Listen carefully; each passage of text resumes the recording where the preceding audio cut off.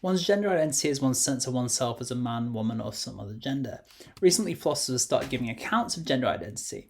Probably the most influential current account of gender identity is Katherine Jenkins's norm-relevancy account. On this view, for A to have the gender identity G, for instance, woman is for A to experience the norms that are associated with G in their social context as relevant to them.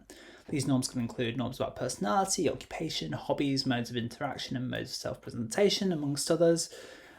Jenkins says that her view implies that a person who has the gender identity woman in a contemporary European or American society would tend to experience wearing a dress as norm-compliant behaviour rather than as norm-violating behaviour.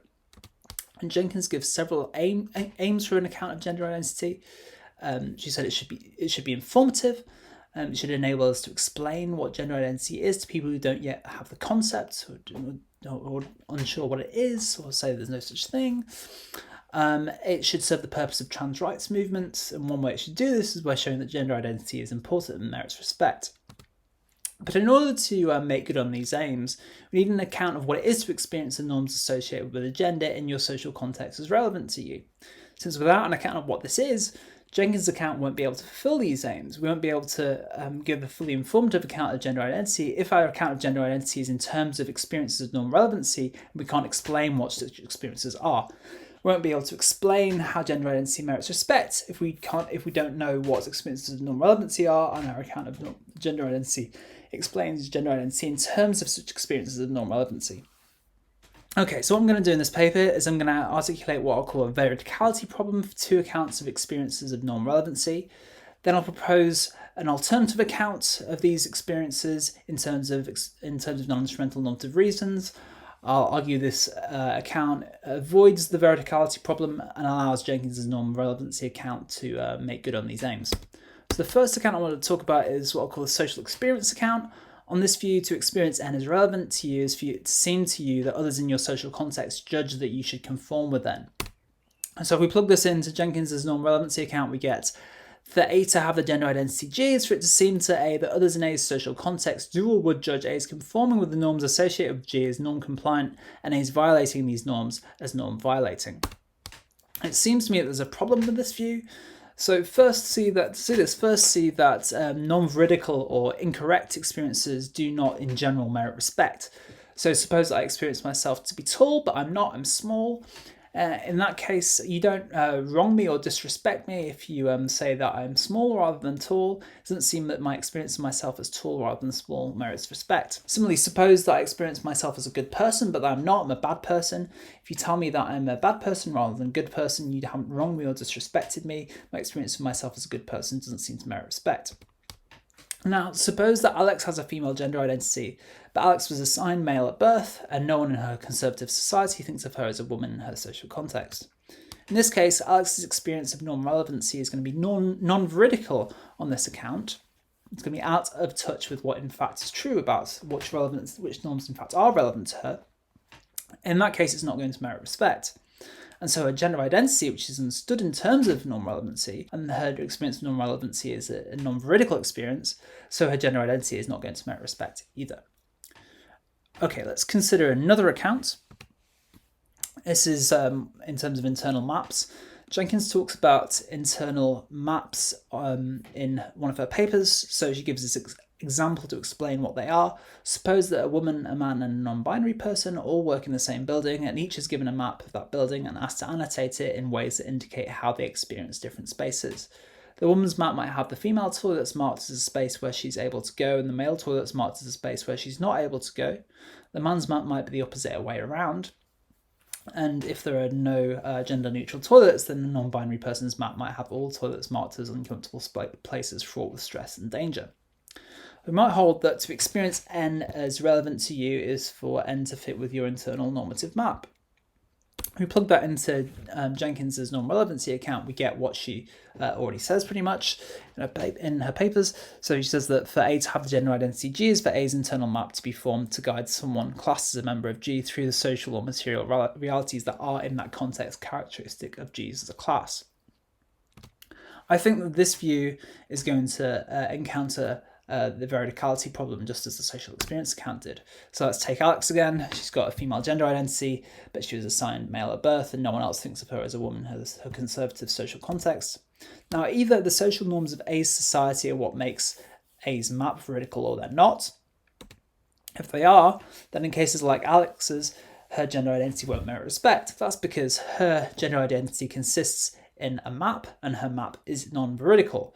What makes a norm map veridical or not is the judgments of the people in a social context.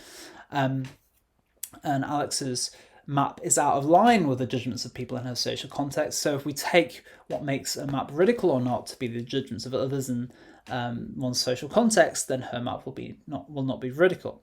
Okay, so I take it that means we shouldn't take the judgments of other people in our social context as what makes our maps veridical or not. But then we need an account of what makes a map veridical or not. And we don't have one currently. There isn't one in Jenkins's account, so you can understand what I'm doing. One way of understanding what I'm doing the rest of this paper is giving an account of what would make a map veridical or not.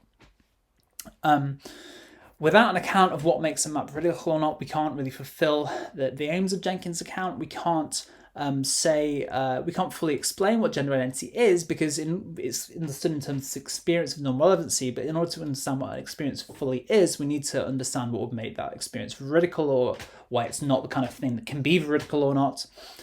And if we can't fully understand what the experience that gender identity gets analysed in terms of is, then we can't explain whether gender identity, we can't argue that gender identity merits respect rather than doesn't, it seems. Just to mention one alternative, you might hold that all normative maps are veridical. There's no possibility of error. That's a possibility I'm going to set aside because Jenkins argues against it and sets it aside too. Okay, so instead I'm going to give a normative experience account of norm relevancy. So on this view, to experience N as relevant to you is for it to seem to you that there are non-instrumental normative reasons for you to live up to N. I'm going to understand non-instrumental normative reasons as just the same as being reasons to do things for their own sake. So take promise keeping. You might think that there are only instrumental reasons to keep your promises in the following way. You might think that the reasons for you to keep your promise are that doing so would avoid punishment from other people. It would get other people to trust you. There are better consequences to you keeping your promises than to not doing, and those are the facts that are your reasons, that should be your reasons to keep promises. Alternatively, you might think that we have the one reason for us to keep our promises, at least, is a non-instrumental reason. We have a reason to keep our promise for its own sake. The fact that we made a promise just is a reason for us to keep it. Okay. You might hold the same thing about you might hold there are non-instrumental reasons to do other things. For instance, you might think there are non-instrumental reasons to dance or to engage with music or do other things. Okay, so one important clarification here is that reasons to do things for their own sake can be explained by the instrumental benefits of doing these things. So take a certain kind of hedonism. A certain kind of hedonist holds that all of normativity is explained by pleasure, by the pleasurable consequences about doing certain things or having certain attitudes. Now, this kind of hedonist can still hold that there are reasons for us to pursue friendships and achievements for their own sake. It's just that what explains why we have those reasons to try and achieve things for the sake of achieving them and to make friends for the sake of having friends in themselves is that if we try to cultivate friendships for their own sake, that will lead us to have a more pleasurable life. Similarly, on Mark Schroeder's account, desire-based account of reasons for action, we have reasons to keep promises for their own sake. What explains why we have these reasons is that our keeping our promises for their own sake will promote our other desires. Okay, now we plug the normative experience account of non-relevancy, of experiences of non-relevancy into the Jenkins's non-relevancy account, and we get for A to have the gender identity G is for it to seem to A that there is strong non-instrumental normative reason for A to conform with or live up to the norms that are associated with G in her social context. I think this is a kind of intuitive account of what gender identity is. It kind of makes gender identity very similar to other practical identities that we have. So suppose that, to take one example, suppose that Adam is employed as a nurse and takes his being a nurse very seriously. It's part of his identity or understanding of who he is. In this case, he's going to see non-instrumental reasons not to breach his patient's rights. Not breaching his patient's rights isn't just something that he sees reasons not to do. He doesn't just see reasons not to breach his patient's rights because if he breaches his patient's rights, he'll get into trouble. Rather, it's something he sees reasons to do, not to do for its own sake. This is because part of what it is to be a good nurse, on his view, is to not breach your patient's rights. On this account of gender identity is similar to Adam's identity as a nurse, but it's also importantly different. The key difference is going to be that is going to be in terms of pervasiveness. Gender norms may apply to how we go through the entirety of our lives, how we navigate all public and many private spaces, whereas being a nurse won't be quite as pervasive. Oh, I should say one other thing. The reason why the normative experience account is in terms of non-instrumental reasons rather than just any old reason is that if it was in terms of any old reason, it would kind of overgenerate. That's because you might have a gender. So if you were assigned male at birth, but you have a female gender identity, you might still see yourself as having instrumental reasons to conform with norms associated with being a man. Because if you don't, then you'll be assaulted. Or you might see other kind of instrumental reasons like that. Okay, so I think this account can avoid the veridicality problem that I articulated for the other views. There are two reasons for this. First, normative experiences merit respect even when they're non-veridical. So take conscientious objectors. They see normative reasons not to go to war.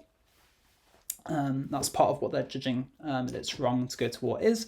Respect their normative judgments, even if they're non-veridical, even if we think they're mistaken, even if we think that it's right to go to war, we can still think that conscientious objectors should be respected for because they're not. It's not just that they don't want to go to war; rather they have a strong moral conviction, a normative conviction that they and we think that we should respect that judgment and not treat them the same as we would treat someone who just doesn't want to go to war. And that shows that normative experiences in general merit respect, I think. The second reason is that I think the relevant normative experiences here will tend to be veridical. So the reason for this is that the following claim is broadly very plausible. If doing something for its own sake will promote our desires and lead us to gain something valuable, then we have strong reason to do it.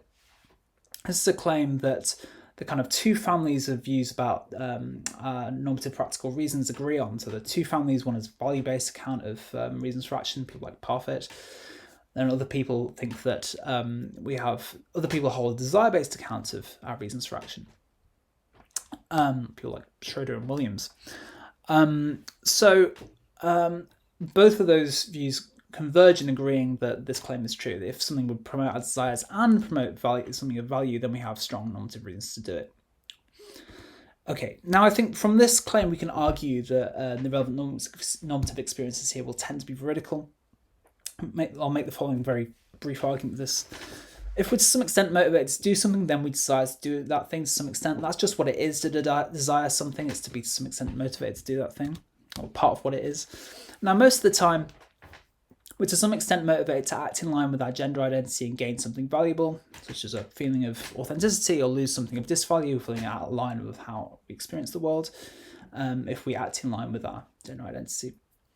So the idea is that if we understand gender identity in terms of seemings of normative reasons, then we're always motivated to act in line with the normative reasons there seem to be, and we'll generally gain something of value. We'll be acting in line with the thing that we think we should be acting in line with.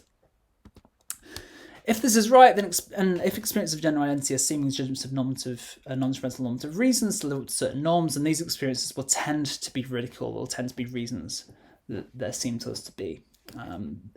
That our gender identity consists in these seemings. Okay, so very, very quickly, there's one objection to the normative experience account I want to kind of outline how I want to respond to. So you might think the account that I've been arguing for wrongly implies that many cis women don't have a gender identity because many cis women don't see non-instrumental normative reasons to live up to the norms associated with being a woman in their social context. I think the way to solve this is to say there are two ways of judging norms to be relevant to one. One is the normative sense that I've outlined. Another way is non-normative. You see the norms as otherwise relevant to you, but you don't see non-instrumental reasons to live up to them. I don't need to settle exactly, I don't think, what this non-normative sense is for our purposes here, since What I've taken to myself to have shown in this paper is that the normative sense of experiences of non-relevancy merits respect and is something that we should otherwise be committed to, and that we should understand at least many gender identities in terms of such normative experiences of non-relevancy.